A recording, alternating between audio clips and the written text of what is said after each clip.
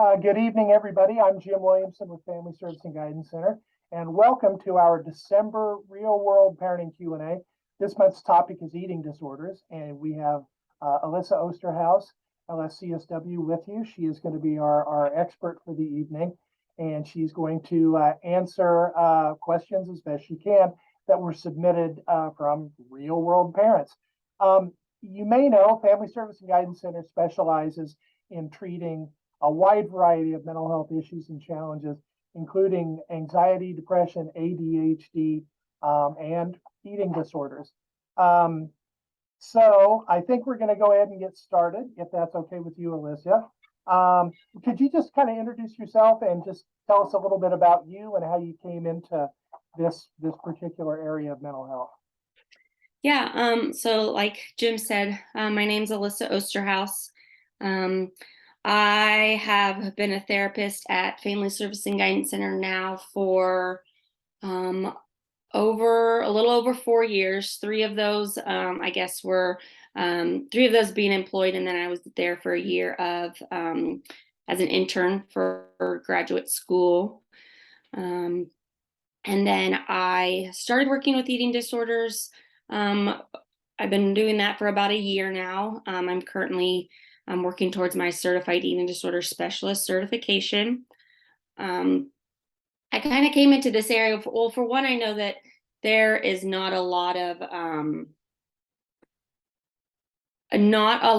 providers in the Topeka area when it comes to eating disorders. It's a very it's a smaller community of providers. Not everybody treats eating disorders because of the severity and the complexity of it. And it's just an area that I felt kind of drawn to and wanting to provide that sort of service in Topeka, where most of the other places you're going to have to go are Kansas City, Manhattan. So I wanted to provide it more local. And then, I already worked with teenagers and kids. And so wanting to bring that to Family Service and Guidance Center to help our population, because it is not just an adult thing. It is very much affecting our children and teenagers.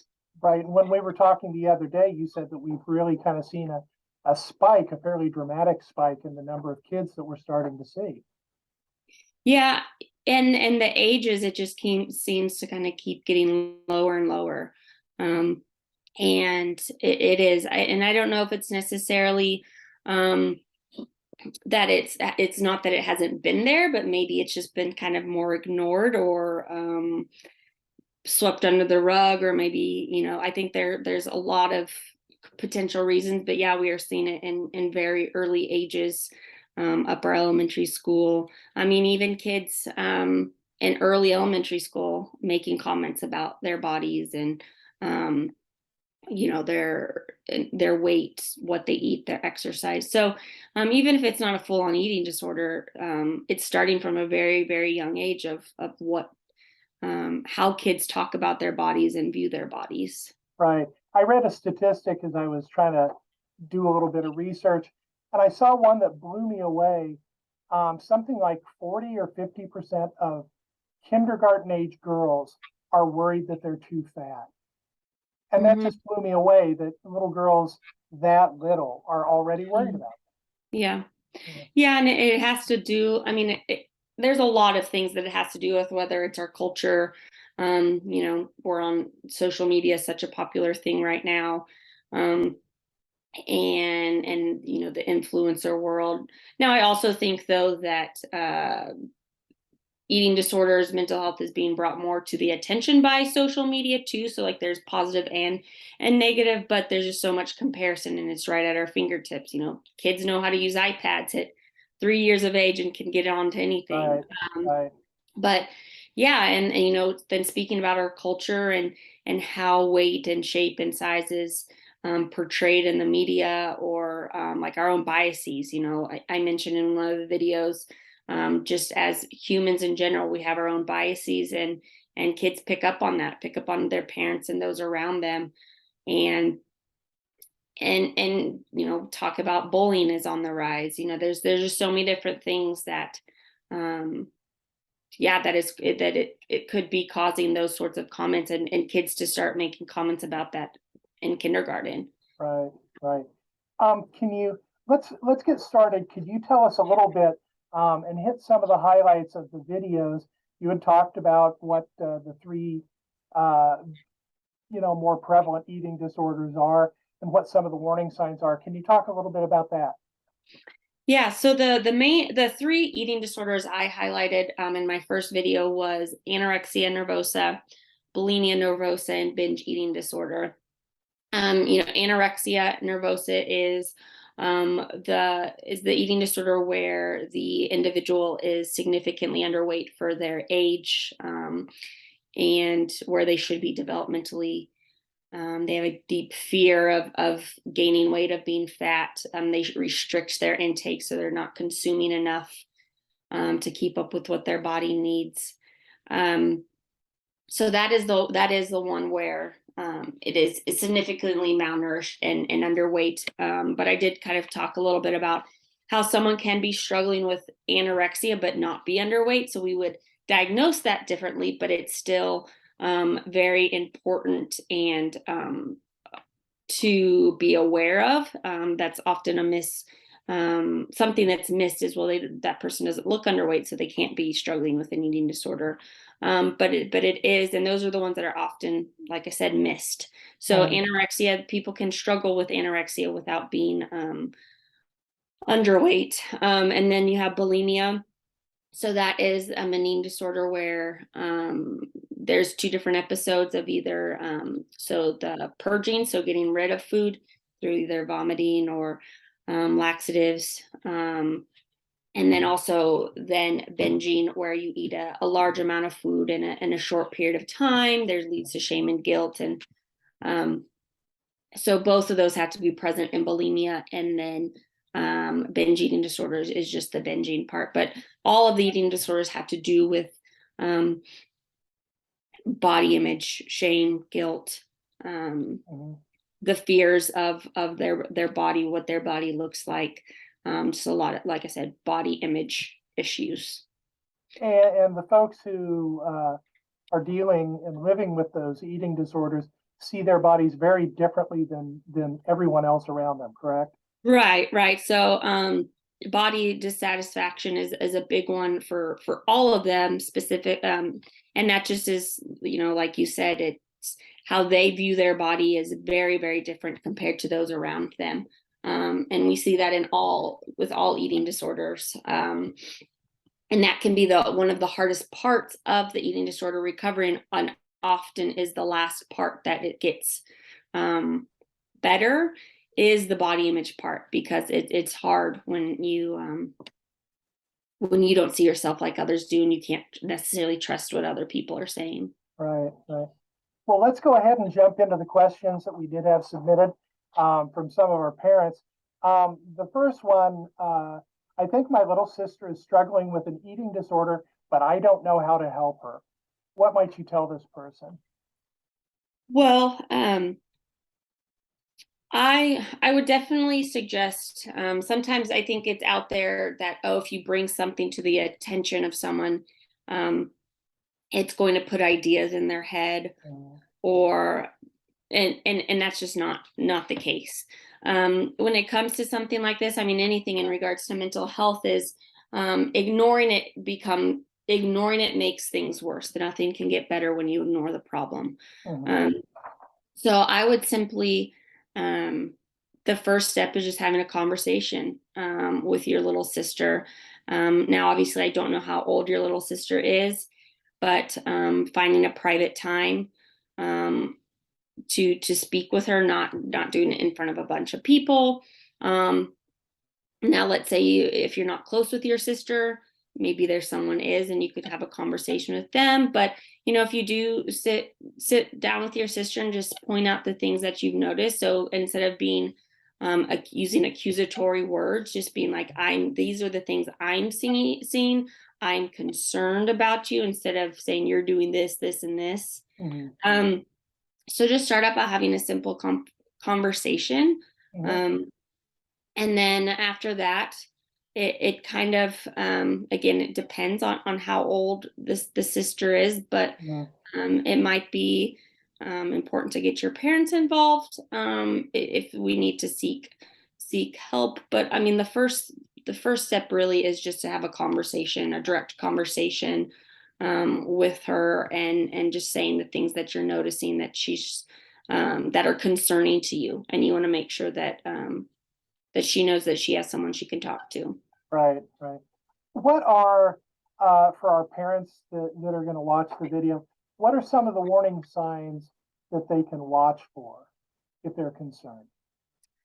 So, yeah, back in video too, there's that is a really big piece that I wanted to address, is the warning signs, which can look differently. So what I mean is not every person is going to show the same symptoms or the same warning signs. So some of the first things to start looking for is, are you noticing just a general overall change in mood, an overall change in in behavior? Often there's it's very high percent that those that struggle with an eating disorder have an underlying diagnosis of anxiety, depression, maybe have trauma, struggle with substances.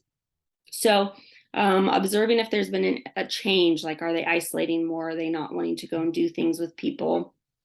More specifically, eating, have their eating habits changed? Are they going to the bathroom after they eat? Are they refusing, or they're not wanting to eat in front of people? Are they wanting to eat by themselves? Have you noticed just they're more tired? Like I said, limiting what they're eating, watching what they're eating, exercising more. A big one, are they making comments? Like, are they asking, hey, am I fat, or do I look big in these pants? Or, those are just small things that can lead to kind of being able to, could be big warning signs, small little statements that maybe everyone makes sometimes, but, really paying attention to those. And then some other ones would be, like I said, fatigue, and dizziness, lightheadedness. Has their sleep changed? Are they reporting they can't concentrate very well? Those are some really big ones. Okay. But the biggest part is like, do you notice just an overall change in their functioning? Sometimes are they hiding, being more sneaky with food? Yeah, those are some of the ones I highlighted in the videos as well. Okay, okay, thank you. The next question we got said, what is the best way to approach the subject of eating disorders with your child or grandchild if you think that there might be a problem, especially if you think the problem comes from some other underlying problem? Yeah. Excuse me. Bless you. That kind of ties into the previous question of how to approach it, wanting to make sure you do it in a very caring manner. Like I said in the other with the other question, you're not pulling them, like mentioning it to them in a big family functioning, right? Like you're doing it in a very caring place, very private, bringing it, and it's just mentioning and sharing that you are concerned about them, that these are the things you noticed, and that you just essentially just being honest. That's the best you can do, using the I statements, like I said, of these are the things I've noticed. I'm worried about maybe how often you're going to the gym, so being less accusatory, and just continuously reminding them that it's not that there's no shame, that and that kind of comes back to the underlying piece of if it stems from an underlying problem. So like I mentioned, eating disorders, the majority of those that struggle with eating disorders have underlying anxiety, depression, potential trauma, and the eating disorder is a way to cope. Just like alcohol and drugs, people use those things often to check out, right? Not have to deal with their feelings, to avoid the hard things. Now eating disorders, there's obviously many other reasons, but that's usually why an eating disorder is used. It's a coping skill, an unhealthy coping skill. But it works for them. It helps them avoid it, maybe makes them feel better, or makes them not feel at all. So yeah, I mean, I think it starts with just having that simple conversation and sitting down. Again, I want to reiterate that bringing it up, there's nothing wrong with bringing it up. You're not going to plant any ideas. If you've already have a concern, or if you notice something, there may be actually something going on in it, and that could be very relieving to that person, that, oh, finally someone's noticed, someone cares, someone wants to help. Now there could be the opposite, where they get very angry, but just making sure you let them know that you care about them, and just want to make sure that they're okay. This is a question from me. What do you do about that individual that you take that risk and you use good I statements and you explain that you're concerned about that individual, and they don't want to have that conversation? What can you do at that point? Well, I think one of the best things probably at that point is letting them know that, just kind of reiterating your concerns, making sure that, letting them know that you care and that you're there for them, that if they ever need to talk, that you're there. And if it's not someone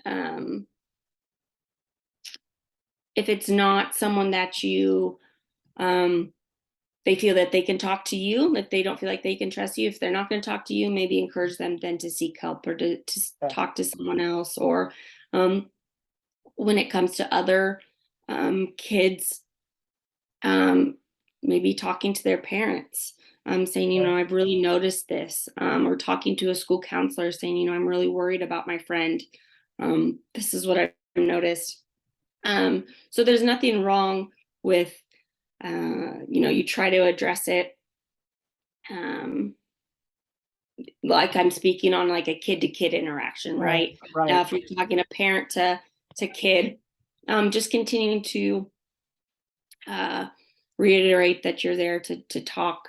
You're there, that you care about them, to let them, that you're there to support them. But if you do think that if there is that major concern, then it is maybe the next step is seeking help and talking to a therapist or a psychiatrist, or something of that capacity, just to further figure that. But there's a good chance they're not going to respond well. So letting others know too would also be helpful, especially if it's you're another kid, like a peer. Right.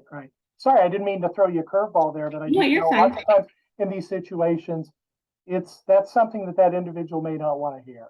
Mm-hmm. That's why it's difficult. So the next question we have, someone sent in, how do I talk to my son about his weight without damaging his self-esteem?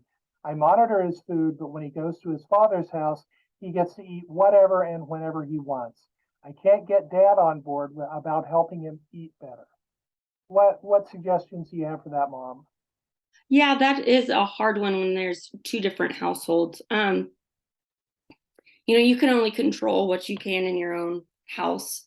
So I think, my suggestion is, providing all the different options you can for him at your house, whether, that's the wide variety of the foods that are going to be,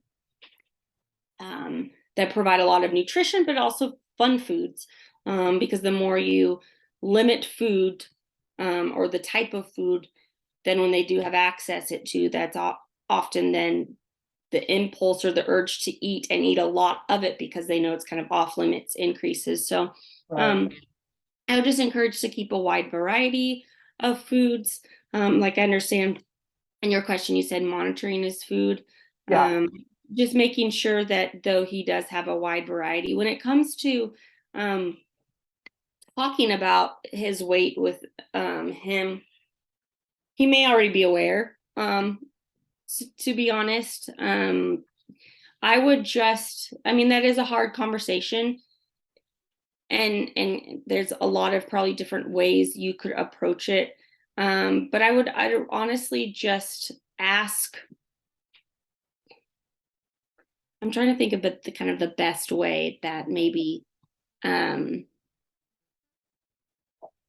would.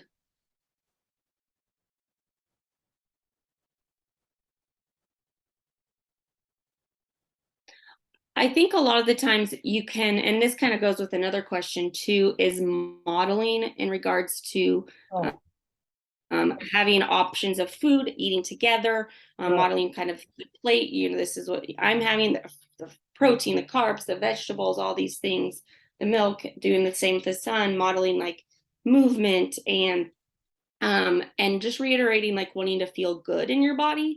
So less Mhm. maybe about focusing on the weight of him, but whether does he feel good in his body, and doing, you know, if he's talking about like, yeah, just really focusing on how he feels, if he feels strong and energetic, and if not, okay, well maybe we should look at what sorts of things are you putting in your body. Are you drinking water? Are you getting good sleep? Those sorts of things. So taking it more away from the weight and rather more about making sure you're helping just with the confidence in general that your child knows.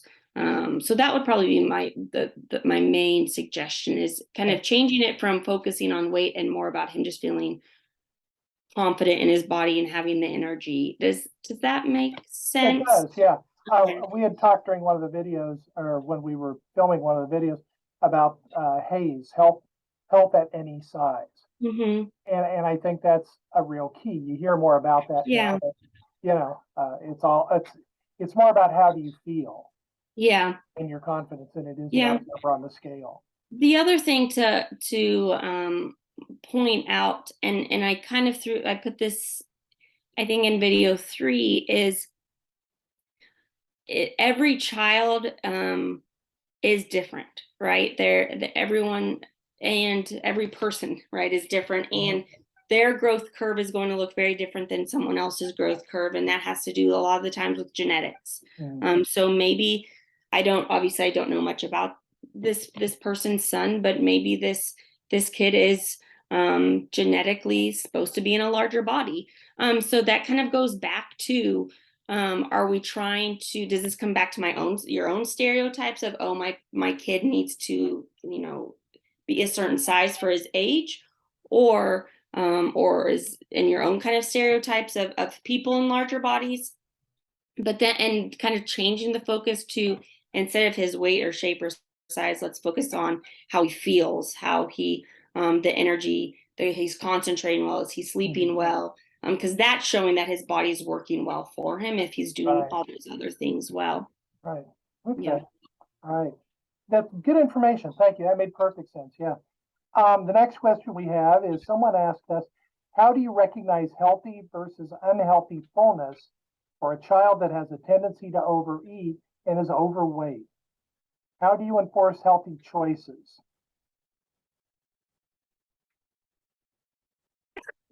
Excuse me. Bless you. So this is a big one that actually can come down to other experiences when it comes to food. So what I mean by that is, a lot of the times we see kids that have experienced a lot of trauma when it comes to, I mean, really any forms of trauma. Right. We see it, especially those that have either been, you know, abandoned or grew up neglected. Maybe food was not, food was more scarce. Or you know, they just didn't have a lot of control in their lives, and so then when they do have access to food, they don't really know how to feed themselves, or they eat to feel, they eat to feel in control, or they start eating because they don't know when they're going to get that food again, right? So there's a lot of different reasons behind maybe the unhealthy versus healthy fullness. That can be, portion size I guess I also want to talk about, there's really no good or bad foods, right?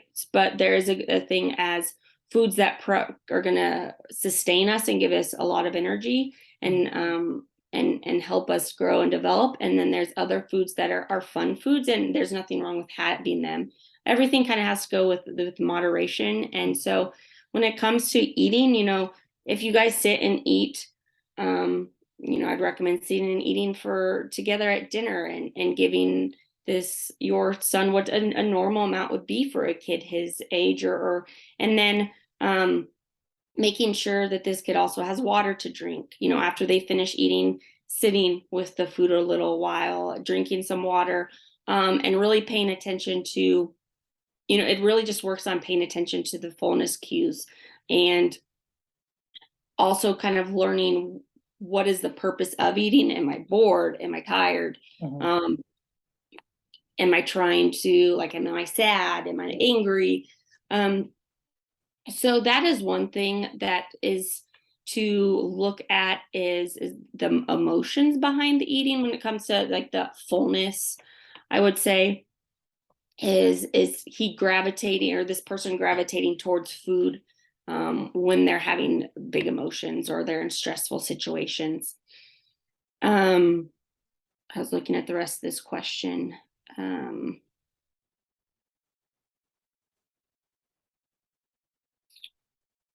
Question. Go ahead. Yeah, I'm sorry. Yeah. Go ahead. The question, I think what they were asking, how do you enforce healthy choices? How do you get the kid to make healthy choices? What can you do about that? Is there anything? I think it's keeping in your house the wide variety of things. So like I said, the more you limit something, you kind of make it that forbidden fruit, right? They're just going to want it more. Right. When they get their access on it, they're probably going to take it and hide it and eat it somewhere else. They're going to eat a large portion of it. They're not going to feel like they're in control of when they're eating that food because it's so restricted. Just think about people when they talk about going on diets, right? It works for a while, but then once you start introducing other foods back in, you haven't allowed yourself to have that food for such a long time, then it's hard to not to overconsume it, right? Right. So the healthy choices, the thing you can do the best is providing those options throughout your house. When it comes to meals, putting those foods on the plate for them, and they can choose if they're going to eat them or not. But at least if you're putting them on the plate, they have the option. They get to pick on, oh, hey, maybe I'm going to eat those green beans tonight. But if they're not on the plate, then they don't, they say, I don't want them, and you don't put them on the plate, they're not going to try them at all. The other is that I was going to say, also how you model your own plate, your own food. So kids are obviously going to pick up on everything that you as a parent do. And so they're going to see your options that you make, how you're talking about food. But then again, reminding them that it's okay to have sweets and processed foods, processed carbs. Those are okay to have in portion, in small proportions.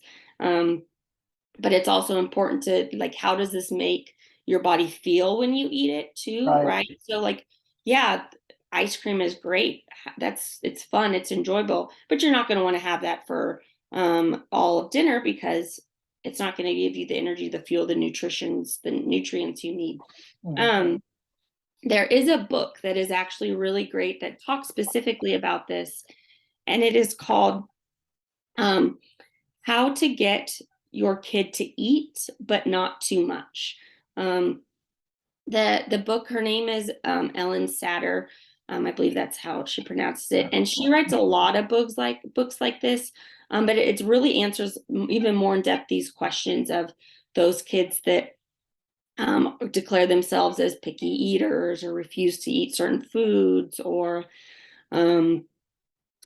that is constantly snacking, Mhm. you know, so that would be a very and she is a dietitian, so that would be something it's a great book. You can get it on Amazon for like $12. So I Okay. definitely would recommend it to some of these parents that have asked these specific questions. Okay, cool.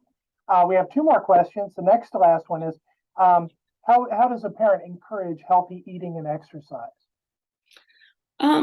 Well, nobody wants to do it alone, I would say, especially as a kid. So, Right. again, modeling what they're going to see, what you're eating, making exercise more fun, doing it together instead of focusing on going for runs. Hey, let's go play basketball. Doing movement, so less focusing on the exercise and about it being like joyful movement is kind of how the health at every size model talks about. So really, it's modeling it. It's providing, having those options at the home, at your house, not putting such strict rules and boundaries around different food groups. How you model your own eating behaviors, and the exercising, making it fun, doing it together. You shouldn't expect your child to do something that you're not going to do with them, right? Like, so that would be something, doing it together, and how you model it, making it less of a chore, less is something, you know, when it comes to health eating, cooking together, you know, coming up with a recipe that your kid really likes and making it together. Okay. That would be my Okay, suggestion. good. We're going to wrap up with this final question, which is a pretty heavy question, but I think it's a great question. How can you combat food shaming and diet messages, especially when they come from a child's doctor? Most doctors we see are more focused on the scale than anything else. And because of insurance and depth of treatment, we can't always switch to a new, less shaming provider. Yeah, this is a big one, because unfortunately, you know, not all doctors are, very few are real trained in eating disorders, right? You know, and don't get me wrong, I mean, there's wonderful doctors out there, but you know, they are, especially as a child's doctor, one of the things they do focus on is BMI, which unfortunately does not take into consideration much of anything other than height and weight and where a kid is supposed to be at. But they do that to track specifically developmental charts, right? So that is hard when it comes to, because I do hear kids all the time, you know, going to the doctors and they're saying, you tell them they need to lose weight or they need to monitor this or they need to monitor that. And that's hard for a little kid to hear, you know, your doctor's telling you that you're not, and your body's not okay. So some things that I would encourage is to go back and focus on kind of the messages we've already spoke on of, you know, eating, working on eating when you're hungry, right? Stopping when you're full, movement, talking about, you know, talking about kind of those where I mentioned the different food groups and involving all of them, but also not limiting others. So more of just having, and also just being open with them about how, yeah, we do live in a society where there is this diet culture that, and that we're often forced to be in a certain box depending on our age, our shape, or our age, or where we're supposed to be at developmentally. And you know, I don't think there's anything wrong with talking with them also how like genetics work, that how, you know, everyone is given a different body. I mean, sometimes we have no control over that, but let's go back to focusing on, you know, are we eating a variety of food? Again, are we you know, doing movement? So that would probably be what I say to combat the food shaming, and those messages. And just being honest with the kiddo that, you know, the doctors are focusing on kind of what they know and within kind of how they were trained to make sure a kid is growing and developing, but that's not how not all kids develop and grow the same way. So that's kind of, I just having those honest conversations and going back to, well, what are we doing in our life right now to make sure we're feeling strong and Right. energetic and fueling all these different parts of us. Right. Okay. Is there anything else you'd like to wrap up with? This was a ton of great information. Folks asked some really good, tough questions. But those are the ones, you know, those are, again, it's real world parenting, and parenting, as you well know, Alissa, is not always a nice, neat, you know, walk in the park. Yeah. It'd be tough. Is there anything you'd like to finish up with? I would just suggest, and I pointed this out in each of my videos, if you start having concerns or questions, you know, go to the NEDA website, so the National Eating Disorder Association website. And there's so many different links on there, whether that's warning signs, risk factors. It talks about diabetes and eating disorders. It talks about athletes and eating disorders. There's evaluation forms. There's different sorts of resources on there. So if you have concerns or just kind of wondering, definitely check out that website. It has so much to it. And then if you start having concerns, you know, mention it to the doctors or whoever your kid is you know, seeing when it comes to that sort of the medical piece, and then always seek out further help if needed. Sounds good. Thank you very much, ma'am. Listen, this was terrific. Thank you for offering up so much. Bless you. Sorry, I keep coughing. Maybe you should go see a doctor or somebody who deals with that. Keep drinking the water, though. That's a good, healthy choice. I want to thank the folks who are watching this video. If you want to take a look at any of our past videos on a broad variety of topics, from ADHD to grieving to substance use, how to discipline kids in ways that actually work. I know parents are always looking for those. You can go to our website, fsgctopeka.com, and you can click on the blue Parent Resources button. All of those past videos are going to be there. Also, we're filming this in December. In January, we're going to do things a little bit differently. We're changing the name of Real World Parenting to Ask a Child Therapist. And we hope that the changes we make are going to we're going to answer even more questions that parents have asked, that parents want to hear, because we've heard from parents that this opportunity of a Q&A is the thing they really value. So watch our Facebook page, facebook.com/FSGC-Topeka, and watch your email. We'll be sending out emails to everybody who's signed up for a real world parenting session to talk a little more about the changes that are going to happen. So be sure and like our Facebook page. Check out our short weekly videos that we will continue to do.